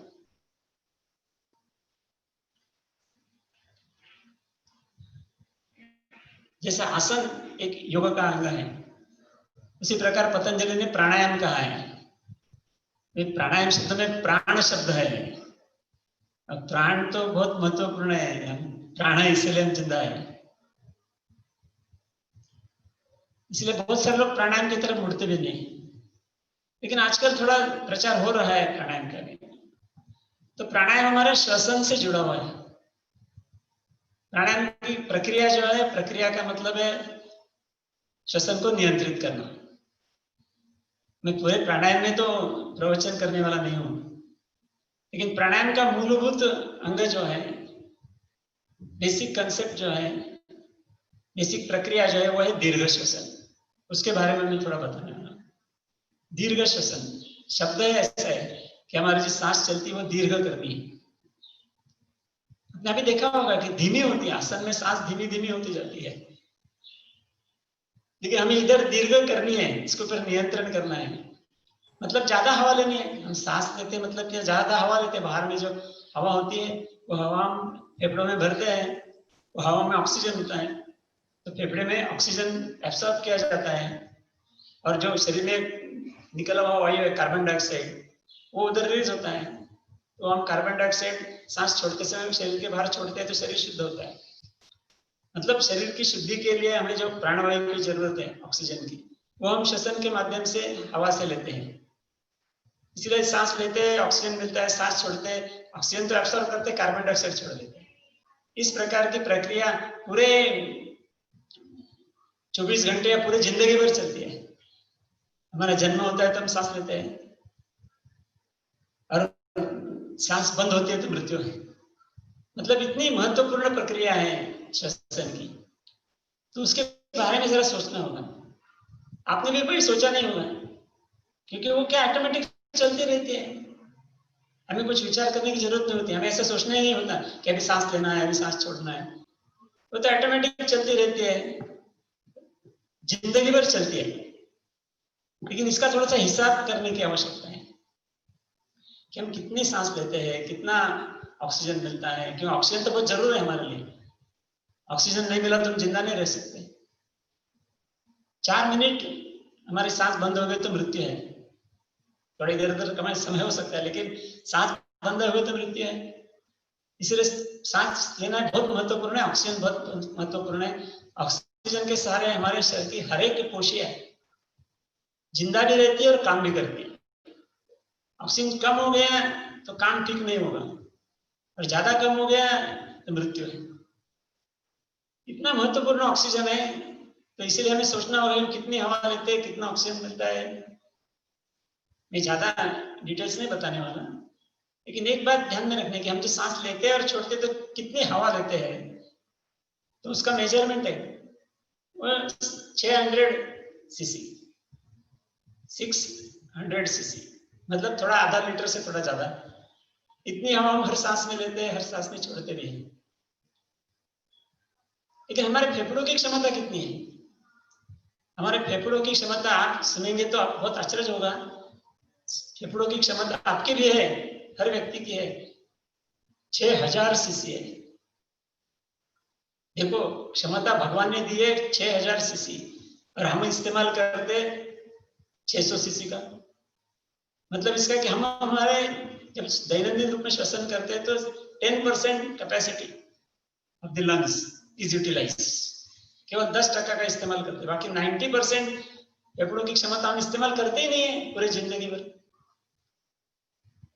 तो आप भी सोचे नहीं करना चाहिए, दिया है भगवान ने, और हवा जो दी वो भी फ्री में दी है, उससे अभी तक तो कुछ पैसे नहीं पड़ते। जिस हवा में ऑक्सीजन है वो हवा फ्री है, क्षमता है वो भी दी है, तो लेने का काम तो करना होगा ना आपको, वो तो भगवान नहीं करेगा, वो आपको बताया कैसा लेना है कैसा छोड़ना है, आप करना पड़ेगा। इसीलिए योग शास्त्र में बताया गया कि आप ज्यादा हवा लो, जो फ्री में उपलब्ध है, तुम्हारी क्षमता भी है, तो क्यों नहीं लेते, क्यों 600 लेते हैं, 6000 ले लो। तो 6000 सीसी हवा ले सकते हैं, लैबोरेटरी में हमने टेस्टिंग भी किया है। पहले दिन नहीं हो सकता, लेकिन पहले दिन में 3-4 हजार सीसी तो आप में से हर व्यक्ति ले सकता है, चाहे किधर योग का अभ्यास भी नहीं किया हो फिर भी वो ले सकता है। वो भी वही मैं दिखाने वाला हूँ, बताने वाला हूँ और आपको समझाने वाला हूँ, आप भी कर सकते हैं। इसी को बोला है दीर्घ श्वसन। धीमी गति से सांस लेते रहना है, लेते रहना, लेते रहना है, पूरे फेफड़े भर जाएंगे, और छोड़ना है तो भी धीमी गति से छोड़ते रहना है, छोड़ते रहना है, छोड़ते रहना है, तो पूरा फेफड़े खाली करने हैं।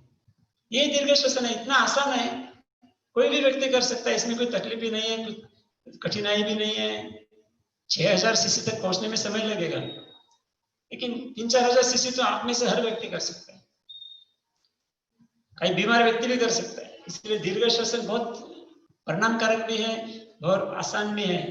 तो अभी थोड़ा दीर्घ श्वसन भी करना है, मैं आपको बताने जा रहा हूँ, हमारे कार्यकर्ता भी बताएंगे आपको, लेकिन इसमें देखने की कोई ज्यादा बात नहीं है, मैं सूचना दूंगा, सूचना के अनुसार आप करते रहेंगे। अभी ये बैठने की अवस्था है, पालती डाल के भी बैठ सकते हैं, पद्मासन में बैठ सकते हैं, स्वस्तिकासन में बैठ सकते हैं, वज्रासन में बैठ सकते हैं, किसी भी आसन में आप बैठ सकते हैं। वो स्थिर होना चाहिए, सुखकारक होना चाहिए, पतंजलि ने जो कहा है। और हाथ की एक ध्यान मुद्रा है, या अंगूठा और उंगली ऐसे गोल करके रखना है और हाथ घुटने पे रखना है, इसको बोलते हैं ध्यान मुद्रा या ज्ञान मुद्रा। इसे ध्यान भी होता है, ज्ञान भी मिलता है, ज्ञान भी मिलता है। तो ये तो सब कोई कर सकते हैं। तो कौन सा भी आसन में आप भी बैठ जाइए, अभी पीठ सीधी रखिए, गर्दन सीधी रखिए, हाथ घुटने पे रखिए ध्यान मुद्रा में, और देखिए अभी हमें दीर्घ श्वसन करना है। दोनों नाक से हवा लेनी है, और हमेशा तो लेते हैं, लेकिन आप विशेष नियंत्रण करना है। हमेशा जो हवा लेते हैं वो तो चलती रहती है, हम देखते भी नहीं उसकी तरफ से। कभी दौड़ धूप करते तो उसकी गति बढ़ती है, कभी शवासन करते गति कम हो जाती है, तो हमें उसके लिए कुछ नियंत्रण की आवश्यकता है। तो इधर हमें नियंत्रण करना है हवा को। तो आप देखिए पहले, फिर आपको करना है। अभी देखो दीर्घ श्वसन करना है, तो सांस लेनी है, धीमी गति से सांस लीजिए, सांस लीजिए, ज्यादा देख नहीं सकते, कुछ ने लिया है, बहुत सांस लिया है, अभी सांस छोड़ते रहिए, धीमी गति से सांस छोड़ते रहिए। जैसे मैं हाथ हिला रहा वैसे सांस छोड़ती जा रही है। फिर सांस लीजिए धीमी गति से। शरीर में ज्यादा हलचल नहीं, इसलिए आप ज्यादा देख नहीं सकते, छोड़ना है धीमी गति से। अभी ये तो दीर्घ श्वसन करते रहेंगे, मैं थोड़ा इसके बारे में और बोलना चाहता हूँ। जब हम सांस लेते छोड़ते, मैंने कहा कि हम हर मिनट में 15 से 18 तक सांस लेते छोड़ते हैं। आराम से बैठे तो 15 बार लेते हैं, 15 बार छोड़ते हैं। अब ऐसे बैठे आराम से, तो हमारी सांस की गति 15 हो सकती है हमेशा। गति 15, इसका मतलब क्या है, 60 सेकंड में 15 है, तो सांस लेना और छोड़ने के लिए 4 सेकंड हो गए। मतलब हम 2 सेकंड में सांस लेते हैं, 2 सेकंड में सांस छोड़ते हैं, जब हम आराम से बैठे। थोड़ा तनाव हो गया तो हम 18 तक, थोड़ी गति बढ़ती जाती है। लेकिन अभी इधर क्या करना है, 2 सेकंड में 2 लेना और 2 सेकंड में छोड़ना था, हमारी हमेशा की गति हो गई। इधर हम ऐसा कर सकते हैं, 4 सेकंड में लेना है, 4 सेकंड में छोड़ना है, 6 सेकंड में लेना है, 6 सेकंड में छोड़ना है। इस प्रकार बढ़ा सकते हैं धीरे धीरे धीरे धीरे। इसलिए आप सब लोग अभी करिए, अभी देखने की कुछ बात नहीं है, आंख बंद कर लीजिए, पूरे शरीर के ऊपर ध्यान रखिए, पूरा शरीर शिथिल कर दीजिए, ये तो बहुत महत्वपूर्ण है। शरीर में तनाव होगा तो हम सांस पे नियंत्रण नहीं कर सकते, तो शरीर शिथिल कर दीजिए और धीमी गति से सांस लीजिए और लीजिए पूरे फेफड़े भर दीजिए, पूरे फेफड़े भर गए, अभी सांस अंदर जा ही नहीं रहेगी, तो थोड़ा रुक जाइए और धीमी गति से छोड़ना शुरू कर दीजिए। छोड़ने की गति भी धीमी होनी चाहिए, एकदम धीमी, छोड़ दीजिए और छोड़ दीजिए और छोड़ दीजिए, पूरा फेफड़ा रिकामा कर खाली कर दीजिए, फिर लीजिए, फिर सांस लेना है, एकदम धीमी गति से सांस लेना है और आंख बंद करके मन में कल्पना करनी कि हम फेफड़ों में हवा भर रहे हैं, तो फेफड़े पूरे भर जाएंगे तब रुकना है और छोड़ने की शुरुआत कर दीजिए। धीमे धीमे छोड़ना है तो पूरी हवा निकाल देनी है। मतलब हमेशा हम 600 सीसी लेते हैं, 600 छोड़ते, इधर हम 3-4 हजार सीसी लेते हैं, 3-4 हजार सीसी छोड़ते हैं, तो पूरे फेफड़े भरते हैं, पूरे फेफड़े खाली करते हैं। जब अपनी जितनी क्षमता है उतनी करते रहना है, दीर्घ श्वसन करते रहना है।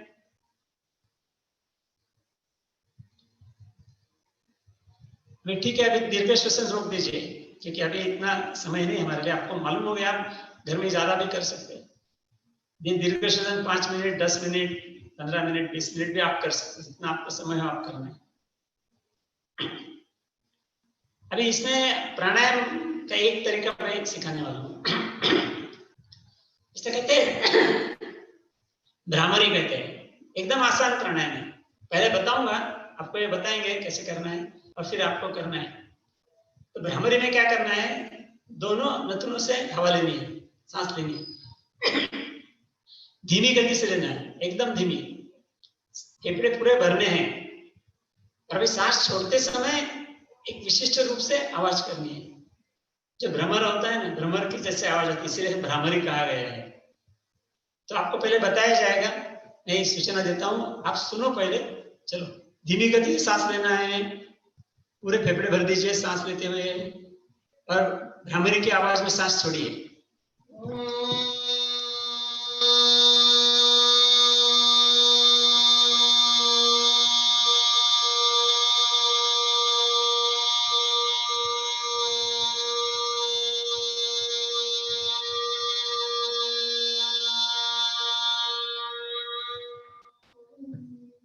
अपनी आवाज सुनी होगी, आप भी इस प्रकार की आवाज कर सकते हैं।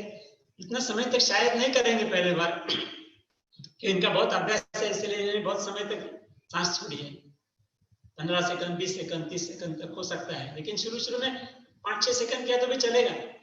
ये शुरुआत तो आसान बात से होती है। अल्पारंभ क्षेम कर रहा, ऐसा कहा है, छोटा अल्पारंभ होना है, वही अच्छा रहता है।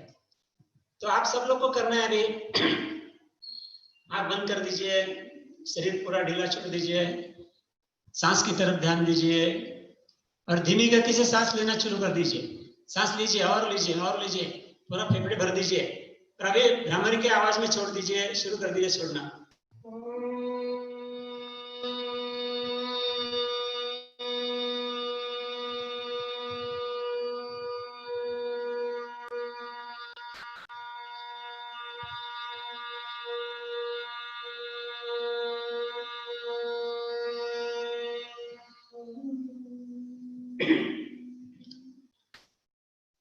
थोड़े समय तक शांत रहिए, क्योंकि एक दूसरे से जोड़ते हुए भी कर सकते हैं हम, लेकिन उसके लिए थोड़ा अनुभव की आवश्यकता होती है, इसीलिए बीच में थोड़ी विश्राम कर सकते हैं। तो फिर सांस लेना है, धीमी गति से सांस लेना है, और लीजिए और लीजिए और लीजिए, पूरे फेफड़े भर दीजिए सांस से। क्षण भर रुक जाइए और सांस छोड़ना शुरू कर दीजिए भ्रामरी के आवाज में।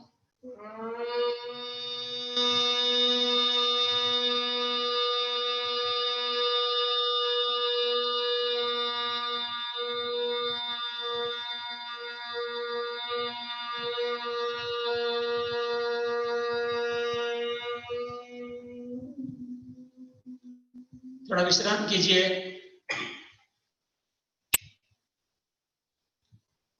और एक बार करेंगे, आंख बंद कर दीजिए, सांस की तरफ ध्यान दीजिए, धीमी गति से सांस लेना है, दोनों नथुनों से लेना है, लीजिए और लीजिए और लीजिए, पूरे फेफड़े भर दीजिए, क्षण भर रुकिए और छोड़ना शुरू कर दीजिए भ्रामरी में।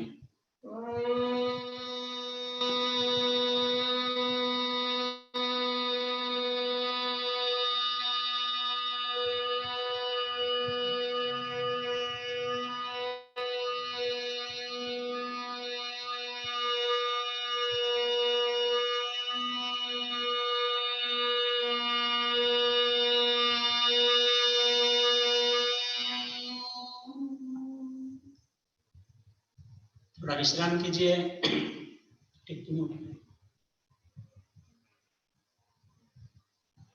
तो इस प्रकार हम कर सकते हैं, 5 मिनट 10 मिनट में कर सकते हैं रोज के अभ्यास में। आज ज्यादा समय नहीं, इसलिए 3 आवर्तन किए हमने। तो इसे भ्रामरी प्राणायाम कहा जाता है। ये तो भ्रामरी प्राणायाम की प्राथमिक अवस्था है, क्योंकि बाद में तो सांस लेते समय भी आवाज करनी है, उसके बाद कुंभक फोल्डिंग और ब्रेथ भी करना है, उसके लिए 3 बंद है, वो तो बहुत कठिन बात है। लेकिन आज के लिए तो ये प्राणायाम आपके लिए अच्छा है और हर व्यक्ति कर सकता है। इसमें कुछ तकलीफ होने वाली नहीं है। जितना आपको अच्छा लगे उतना कीजिए। 5 सेकंड में छोड़िए, 10 सेकंड में छोड़िए, 15 सेकंड में छोड़िए, 5 आवर्तन कीजिए, 10 आवर्तन कीजिए, 5 मिनट कीजिए, 10 मिनट कीजिए, जो आप चाहे ऐसा धीरे धीरे धीरे अभ्यास इसका बढ़ा सकते हैं। अभी हमें देखना है और एक योग की प्रक्रिया है, बहुत बहुत महत्वपूर्ण है, वो है ओंकार। ओंकार का उच्चारण। ओंकार तो आप सब लोग को पता है, कि उसका महत्व ज्यादा पता नहीं होता, क्योंकि ओंकार को योग में बहुत महत्व दिया है। क्योंकि पतंजलि ने कहा है, योग के जो निर्माता है उन्होंने कहा है कि ओंकार ये भगवान का रूप है, ईश्वर का वाचक है। तस्य वाचकः प्रणवः, तस्य मीन्स ईश्वर का, मतलब ईश्वर जो है वो निर्गुण निराकार है, वो हम देख नहीं सकते, सुन नहीं सकते, निर्गुण निराकार ईश्वर है। तो ये उसका रूप है जो हम देख सकते हैं, सुन सकते हैं, बोल सकते हैं, इसीलिए उसको बोला है तस्य वाचकः प्रणवः। निर्गुण निराकार ईश्वर का सगुण साकार रूप ये ओंकार है। इसके बारे में बहुत कुछ बताया जा सकता है, अभी अपने पास समय नहीं है, लेकिन ये महत्वपूर्ण है, ध्यान में रखिए, भगवान का रूप है ओंकार, ये भगवान है। जब किसी व्यक्ति को बुलाना है तो उसके नाम से बुलाते हैं, वो दादाजी इधर आ जाइए, दादाजी आ जाते हैं। इस प्रकार ओम ये भगवान का नाम है। आप बोलेंगे ओम बोलेंगे तो भगवान आपके पास आएगा, भगवान आएगा तो क्या सब कुछ मिलेगा। इतना महत्वपूर्ण है ओंकार। तो हम बोलना सीखेंगे अभी, इसे मैं थोड़े समय में सिखाने जा रहा हूँ। ओम तो ठीक है, वो अलग अलग ढंग से बोला जाता है, अनेक प्रकार है ओम बोलने के, लेकिन जिस प्रकार से हम लोग हमारे संस्था में सिखाते हैं उसका अनुभव हमने किया है, उसके ऊपर कुछ रिसर्च भी किया है कि सबसे ज्यादा परिणामकारक जो तंत्र है वो मैं बता रहा हूँ। तो ओम में ओ और म है, तो ओम का उच्चार करते समय ग्रंथों में लिखा गया है कि उसका उच्चार दीर्घ होना चाहिए, लंबा होना चाहिए। और जब हम कोई उच्चार करते हैं तो सांस छोड़ते हैं, मतलब सांस छोड़ते छोड़ते ओंकार बोलना है, सांस लेते लेते नहीं बोल सकते। तो सांस छोड़ना चाहिए। तो हमने निश्चित किया है कि 10 सेकंड में ओंकार बोलना है, क्योंकि 10 सेकंड हम सांस छोड़ सकते। थोड़ा अभ्यास करना पड़ेगा, पहले दिन नहीं हो सकता, लेकिन होता है। तो अभ्यास तो करना है कि 10 सेकंड में सांस छोड़ना है तो 10 सेकंड में ओंकार बोलना है। अभी 10 सेकंड में सांस छोड़ना है तो सांस ज्यादा लेनी पड़ेगी, हमने अभी भी देखा है दीर्घ श्वसन के समय। इसलिए पूरी सांस लेनी है, फेफड़े पूरे भरने हैं, शायद 5-6 सेकंड लग जाएंगे। और ओम बोलते समय सांस छोड़नी है। फिर दीर्घ श्वसन, मतलब ओम बोलते बोलते दीर्घ श्वसन भी हो जाता है। दीर्घ श्वसन का परिणाम मैंने जो बताया वो सब होता है, ओम से भी होता है। और ओम का उच्चारण भगवान का नाम है तो और भी परिणाम होगा। तो इस प्रकार सांस लेनी है, 10 सेकंड में छोड़ना है। अभी ओ और म दोनों बताए गए, तो ओ में 5 सेकंड है, 10 म में 5 सेकंड है। और ओ में 2 हिस्से हैं, अ और उ। संस्कृत का नियम है, संधि नियम, अ और उ का ओ होता है। मतलब अ, उ और म, ये 3 स्वर होते हैं ओंकार में, और उसके प्रकार से उसका उच्चारण करना है। मैं बताऊंगा कैसे करना है। तो अ के लिए 2 सेकंड, उ के लिए 3 सेकंड और म के लिए 5 सेकंड। ये एकदम रिजिड नहीं है, थोड़ा इधर उधर चल सकता है, लेकिन संभवतः हो सके तो इस प्रकार से बोलना है। तो मैं आपको बताऊंगा और फिर आपसे भी ओम कहलाऊंगा, उसके साथ ही हमारा वर्ग पूरा होगा। मैं पहले बताता हूं, मैं 3 बार उसका उच्चारण करूंगा। तो क्या करना है, पहले सांस लेनी है दोनों नाक से, मुंह बंद है। अभी अ का जो उच्चारण करते हैं तो मुंह खोलना पड़ता है। मुंह बंद कर लिया, ओठ बंद कर लिया तो अ का उच्चारण नहीं आएगा, वो मुंह आएगा। लेकिन अ करना है तो होठों को खोलना पड़ेगा, 6 मिलीमीटर खोलना पड़ेगा, जैसे उंगली अंदर जाए उतना खोलना पड़ेगा। फिर अ का उच्चारण करना है और 2 सेकंड के बाद जो होठ खुले हैं वो बंद करने हैं, लेकिन होठ बंद करने को 3 सेकंड लगने चाहिए, धीमी गति से बंद करना है। बंद करना शुरू करेंगे तो अ का जो उच्चारण है आपका वो उ में परिवर्तित हो जाएगा, आपसे आप होगा, आपको कुछ करना नहीं। तो पहले 2 सेकंड अ हो जाएगा, 3 सेकंड उ हो जाएगा, होठ बंद करेंगे तो नाक से हवा आएगी तो उसका म होएगा, आपको ऑटोमेटिक हो जाएगा, आपको कुछ करना ही नहीं। तो इस प्रकार से उनका उच्चारण किया जाता है। मैं बताता हूँ, 3 बार मैं बताता हूँ, फिर आपको करना है। आप खाली देखिए और सुनिए।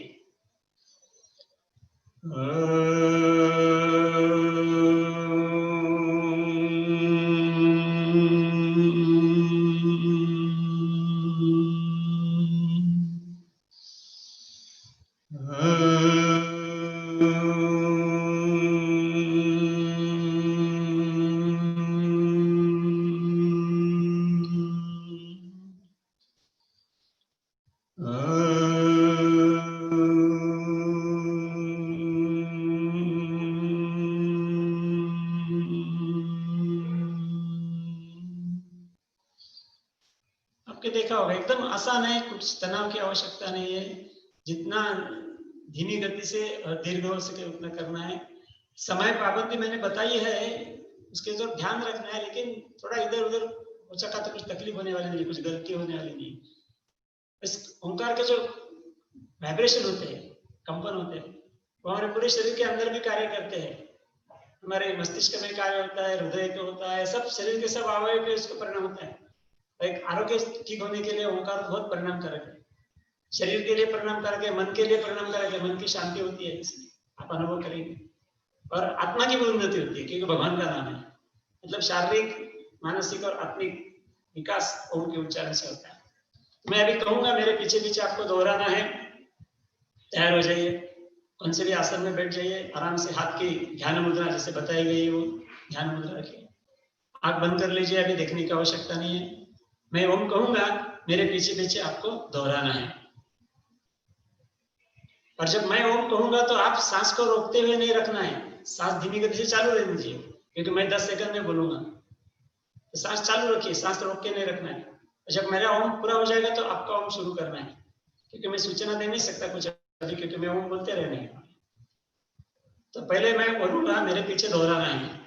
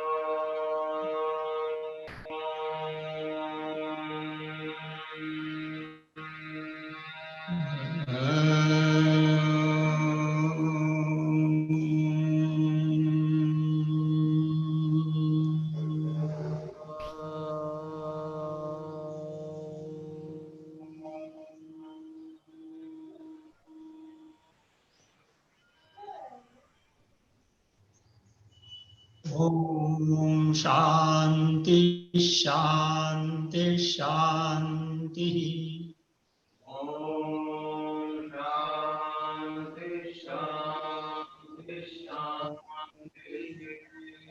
ओम शांति शांति शांति।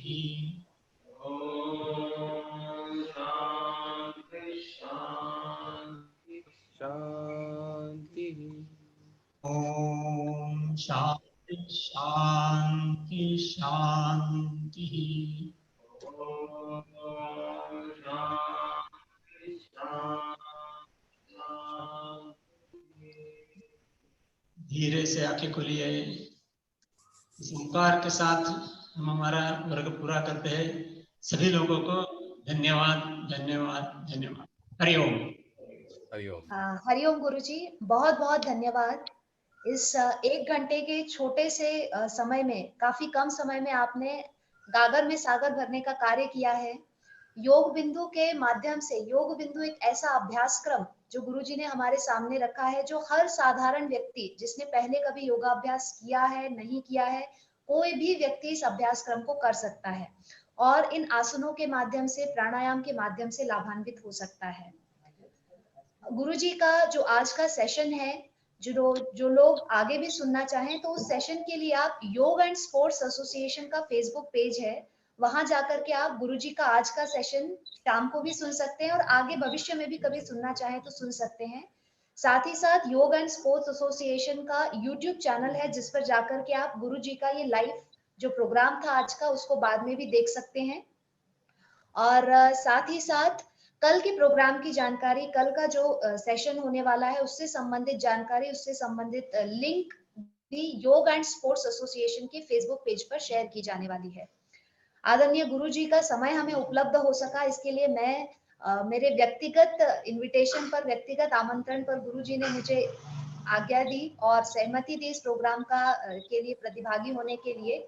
इसके लिए मैं गुरुजी की बहुत आभारी हूँ और आभार प्रदर्शन के लिए मैं आगे आदरणीय श्री विनायक जी वजे, क्रीड़ा भारती की ओर से उन्हें आमंत्रित करना चाहती हूँ। विनायक जी वजे, जब तक विनायक जी वजे हमारे साथ ऑनलाइन हो रहे हैं, तब तक मैं आपके साथ कुछ कमेंट्स शेयर करना चाहती हूँ, जो कि सेशन के दौरान, वैसे बहुत अच्छे कमेंट्स इस सेशन के लिए आए हैं, पर कुछ 1-2 कमेंट मैं यहाँ शेयर करना चाहती हूँ।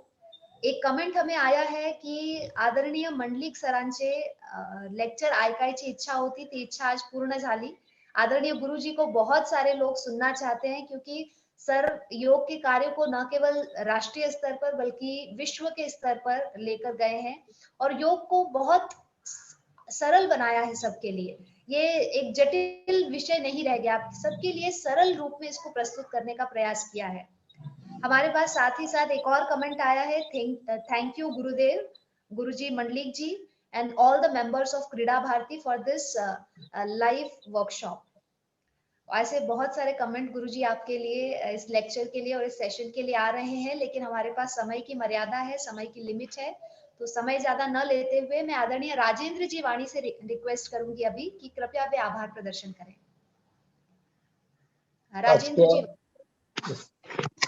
आज का जो सेशन हुआ है ये बहुत ही अच्छा सेशन है, इसमें बहुत सारी प्रतिक्रिया आई है और आदरणीय गुरुजी जो विश्व में आज योगा का सब ये चालू है, तो ये इसमें जो उन्होंने मार्गदर्शन किया है आदरणीय विश्वास मंडलिक सर जी, इन्होंने बहुत ही महत्वपूर्ण ऐसा मार्गदर्शन किया है।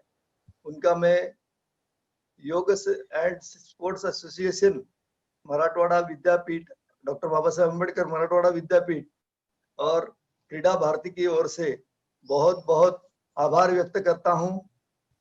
इसीलिए जो हमारे अध्यक्ष जी है योगा एसोसिएशन के, किशोर जी शितोड़े, अपने डॉक्टर बाबा साहेब अम्बेडकर मराठवाड़ा विद्यापीठ के आदरणीय कुलगुरु डॉक्टर येवले सर, क्रीडा भारती के कचने सर, उसके उनके ही सहयोगी सोनाली क्षीरसागर जी, और आप सभी ने इसमें योग में जो भाग लिया है, तो मैं आप सबका आभार व्यक्त करता हूं।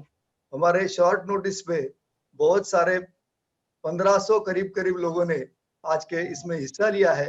ये सभी का मैं आभार व्यक्त करता हूं और ये सेशन आज के लिए यहाँ समाप्त हो गया, ऐसा आयोजक के तरफ से जाहिर करता हूं। Thank you. बहुत बहुत धन्यवाद सर।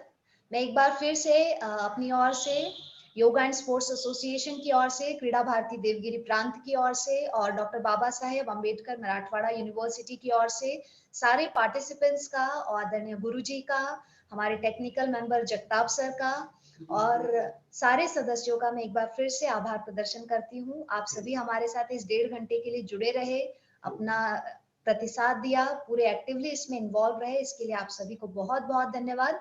तो कल फिर हम मिलेंगे दूसरे सेशन के लिए, जो कि इम्यूनिटी बढ़ाने के लिए प्राणायाम, स्पेशल प्राणायाम फोकस सेशन है।